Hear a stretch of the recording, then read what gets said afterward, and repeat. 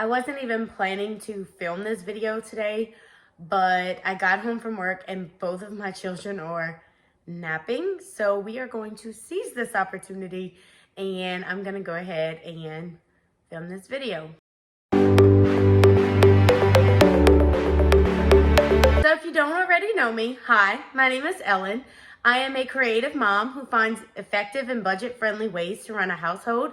And in today's video, I'm going to be talking briefly about decluttering and some steps that you can take when you are decluttering. I know a lot of times decluttering is the most difficult part of organization. A lot of times people struggle with this because we really want to hold on to the things that we have, right? We've spent money on them. They seem to be useful for us. And we have a tendency as humans to just want to hold on to those things. The first step of any effective organization process is to declutter. Although it can be the most difficult part of organizing, it is actually the most rewarding in the sense that it is the springboard, if you will, for your entire organization system. I have a lot of things. I'm definitely not a minimalist by any means. However, I really have embraced some of the minimalism way of thinking, and that is that we need less things in our lives. Our entire lives have to revolve around all the things that we own, right? We have to manage it. We have to, if it's clothes, we have to wash it. If it's dishes, we have to wash it. It has to have a place to be kept.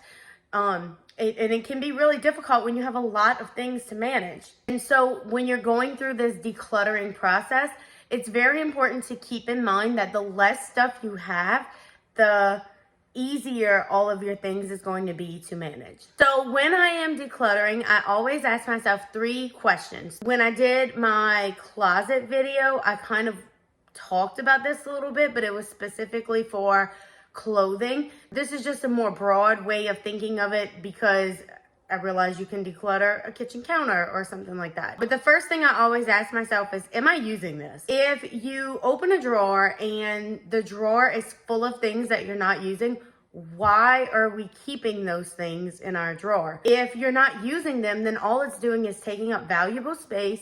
It's giving you something else to manage. It's going to make it more difficult for whatever organization you have within that drawer to stay the way it should be. The second question I always ask myself is, do I have an immediate need for this? So, and I'm going to use this as an example. My husband keeps barbecuing tools above our refrigerator. This is not something that I personally use, and it's not something that we use every day or even every week. However, do we have an immediate need for this? Well, we do, because when we barbecue, we have to use those utensils. Something else that I can think of when I think about this is, but I love to bake, and I keep Christmas cookie cutters for the Christmas season. I am not using those cookie cutters in the middle of June.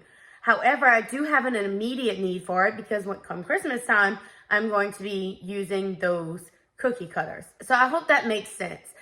Just because I'm not using it every day or on a weekly basis right now, doesn't mean that you necessarily have to get rid of it. You have to stop and ask yourself, am I going to have an immediate need for it or a future need for it that you can see off into the distance?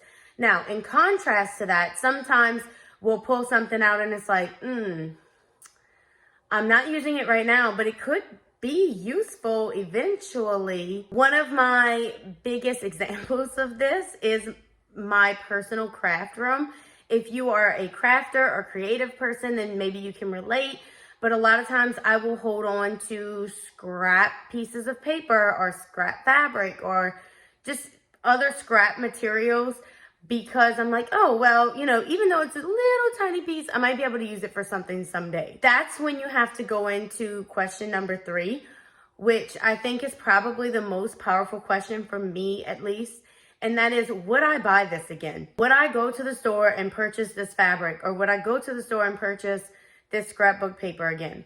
If the answer is no, then I can go ahead and get rid of it. Because what's going to happen is, if I don't have it, then I'm not going to want to replace it, right? And if I don't want to replace it, then why do I need to keep it in the first place? And I gave this example in another video, in my closet clean out video. This really applies to like shoes and clothes and, you know, accessories.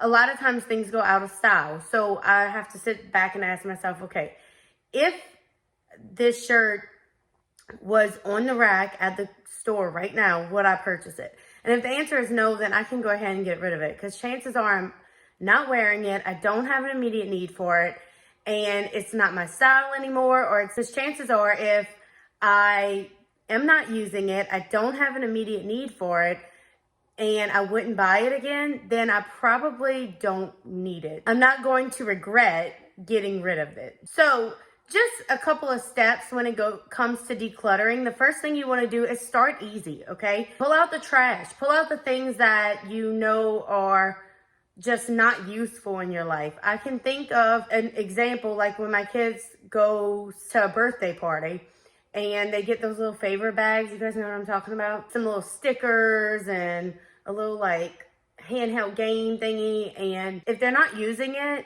I will quickly trash that.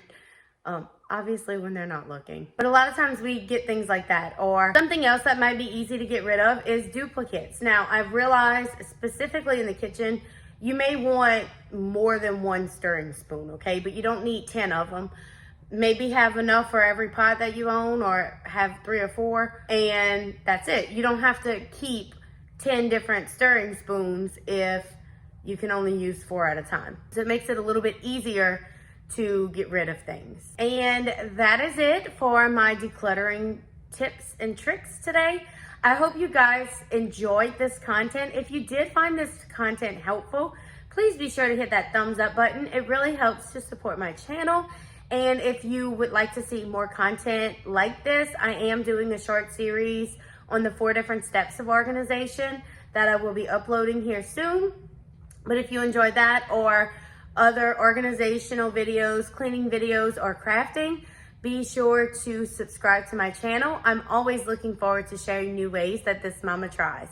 I hope you guys have a great day, and I will see you all in my next video. Bye. Bye.